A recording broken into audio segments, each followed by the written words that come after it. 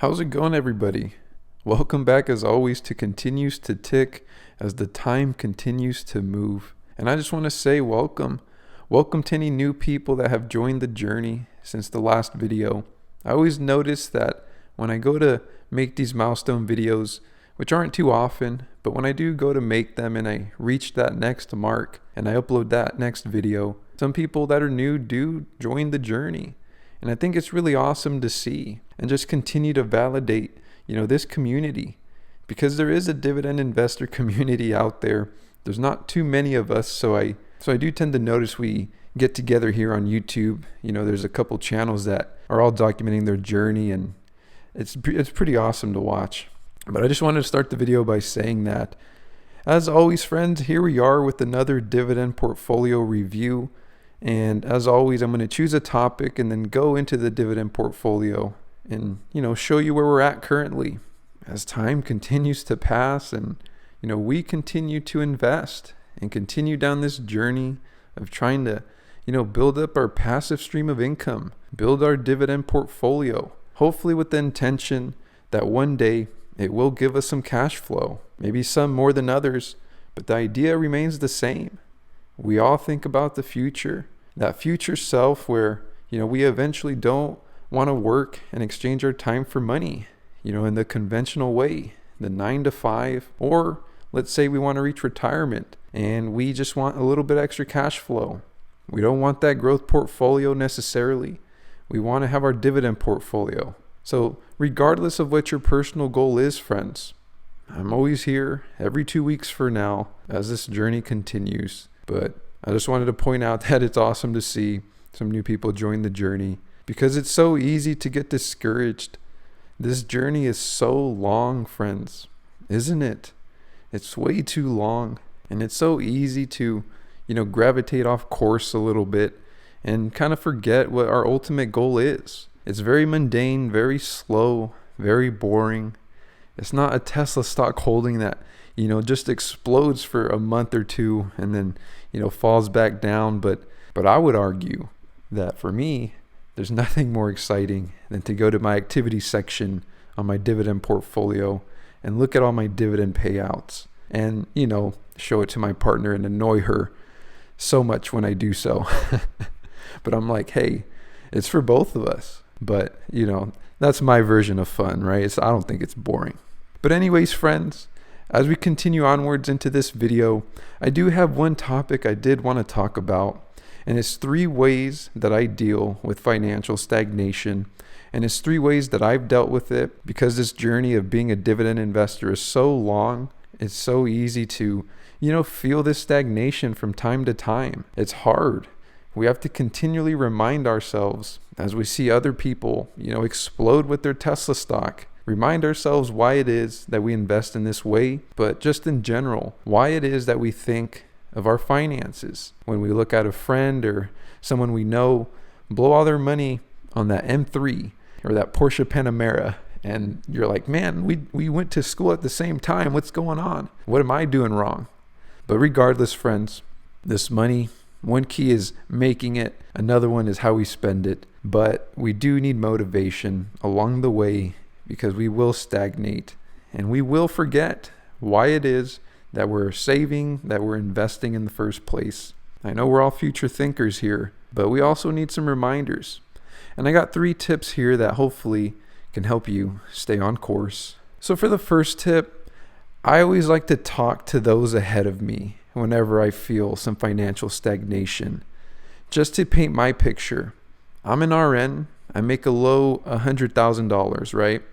I'm also working towards a pension. This is like a slow and steady approach. I know if I stay as a state worker, wearing these golden handcuffs, trying to, reach this pension one day, settling, I guess, sometimes is what it feels like.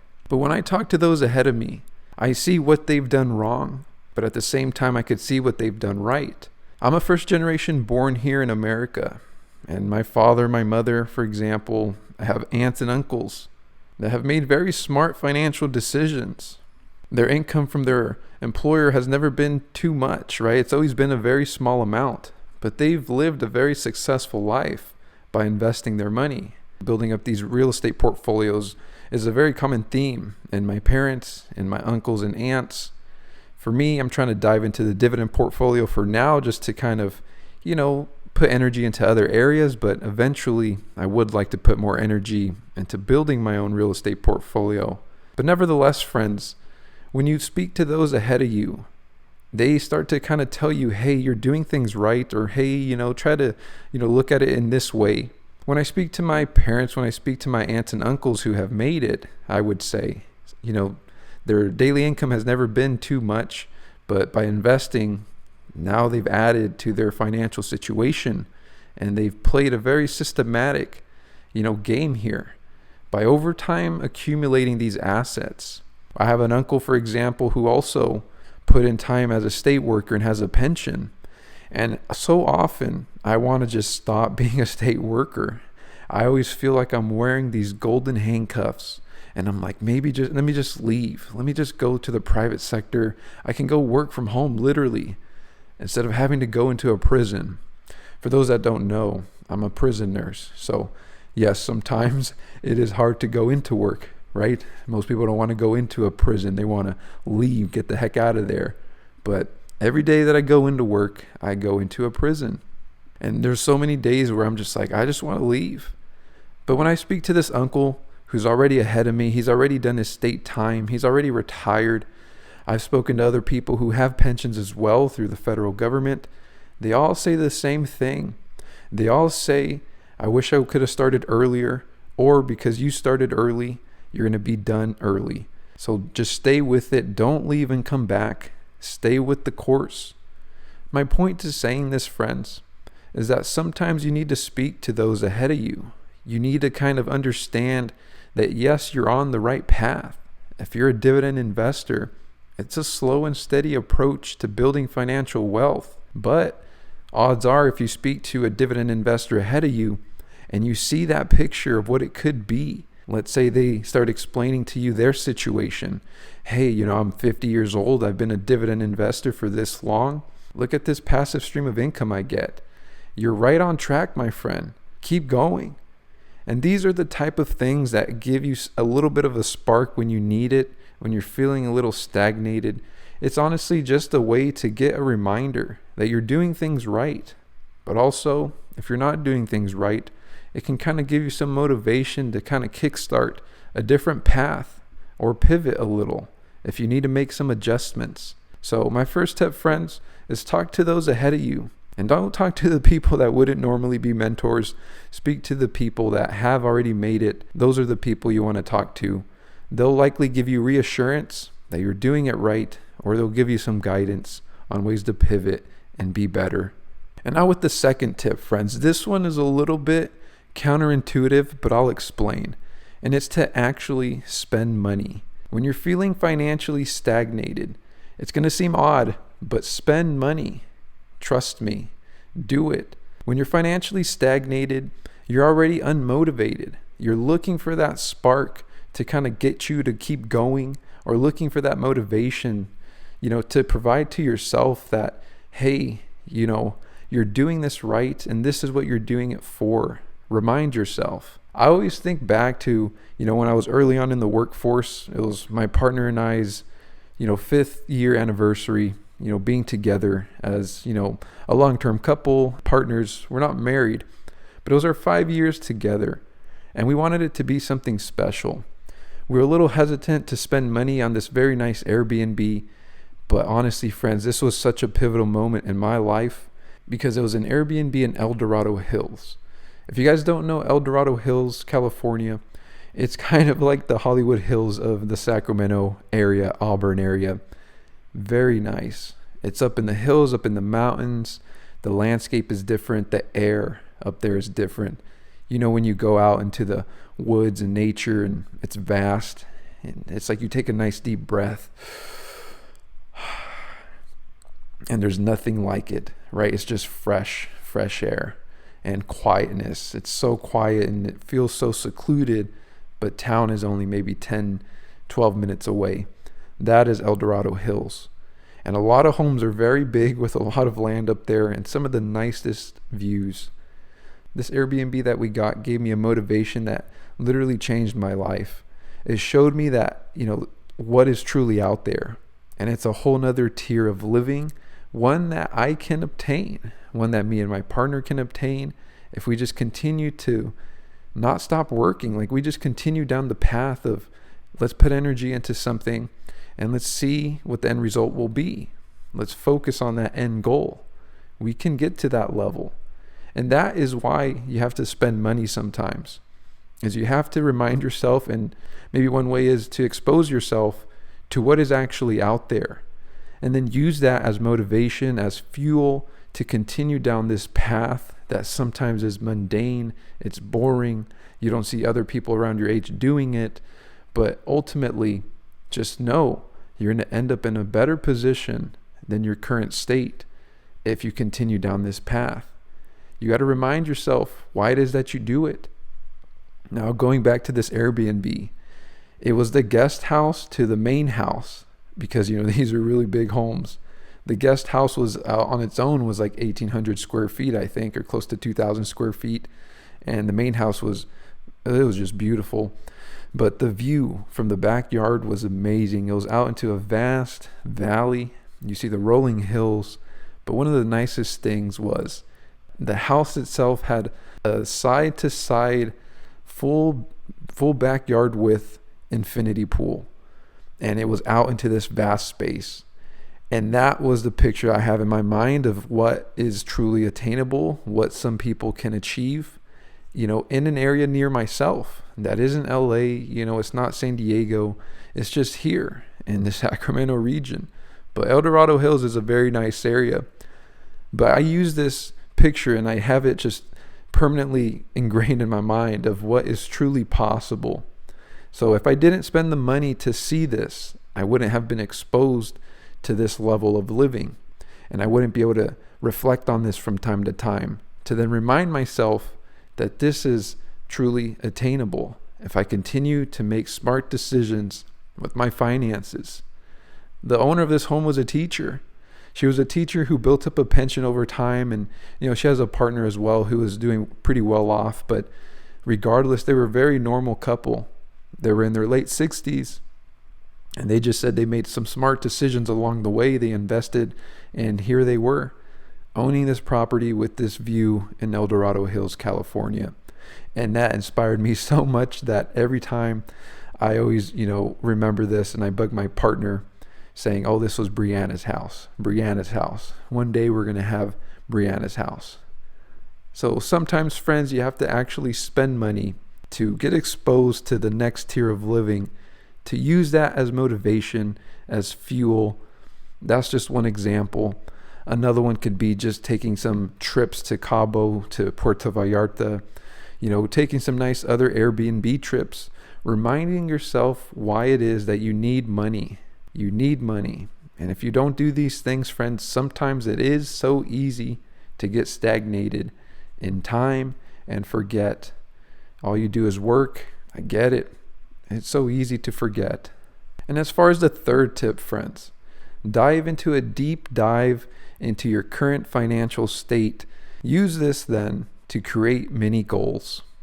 So what you want to do from time to time, friends, when you're feeling financially stagnated, is you want to dive into your current financial state pretty hard. By doing this, you get to truly see where it is that you are. You can then use this information to make adjustments. Maybe you're not investing as quick as you need to. Maybe you're investing quicker than you need to. By diving deep into your financial state, you can understand this information. If you're not investing enough, you can then use this time to then invest more, and you might have to make some adjustments with your budget, but then know that you're still on track, right, to retire at 50 or 52 if you desire. The opposite of that would be maybe you're investing too much. Maybe you could take your foot off the gas a little. If you're trying to invest by 50 to 52 and now you have a little bit of extra cash, you can save it up for something you actually want to purchase, or you can continue to invest at that pace and try to get done sooner. Maybe you realize that you're on pace for a quicker retirement than what you initially thought. And that's a positive thing. That can give you some motivation on its own. But when you dive deep into your current financial state, use that information that you acquire to then create mini goals. For example, I always have my short-term goals and my long-term goals. My long-term goal is, I want to retire by 50 to 52 because that is when my pension will align with my retirement. My earliest retirement age in which I can actually start to pull my pension. That's like a long-term goal. A long-term goal is I also want to have at least 2 rental properties by the time I retire, and hopefully a house that I'm owning as well. Some short-term goals for me would be, saving up some cash on the side to dive into real estate. Another short-term goal is continuing to every single week funnel some funds into my dividend portfolio. Continue to water this tree that I've planted back in the year 2020 in order for it to continue to grow. And as you've seen, friends, if you stay consistent with something, you will see progress and you will see results. And that's the main thing that I want to continue to show with my personal dividend investing journey here that I've been continuing to document over time. But as always, friends, as we continue onward with the video, here we are once again in the Jesse's cash flow portfolio. We currently still sit at $70,000 or $70,088 to be exact, with some 68 cents.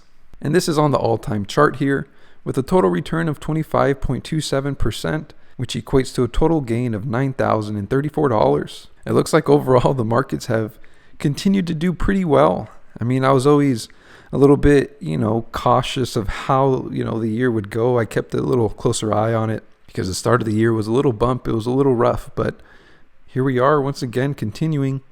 But we really aren't doing anything different. I continue to invest every single week regardless of what the markets are doing. And I think it's this consistency that has really helped me personally and this portfolio over time. Like all time, if you take a closer look here, our market gain now is $5,394.71, and our earned dividends all time is $3,640.07. And if we just take a look at our last month's performance, we had a return of 4.91%. And I'm just curious, let's see year to date. So year to date, it's a return of 6.08%. And honestly, friends, that's pretty good. I will definitely take that because this year has been bumpy to say the least. But like I said, it looks like it's been taking a turn recently.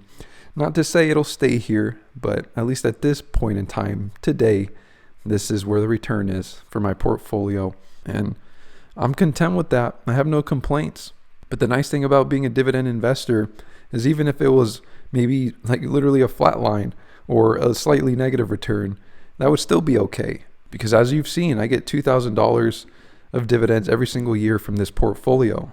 So I still get something out of this. And that is why it differs from a growth play. Because you still get something out of your portfolio, even if it's in the red. You get some passive income.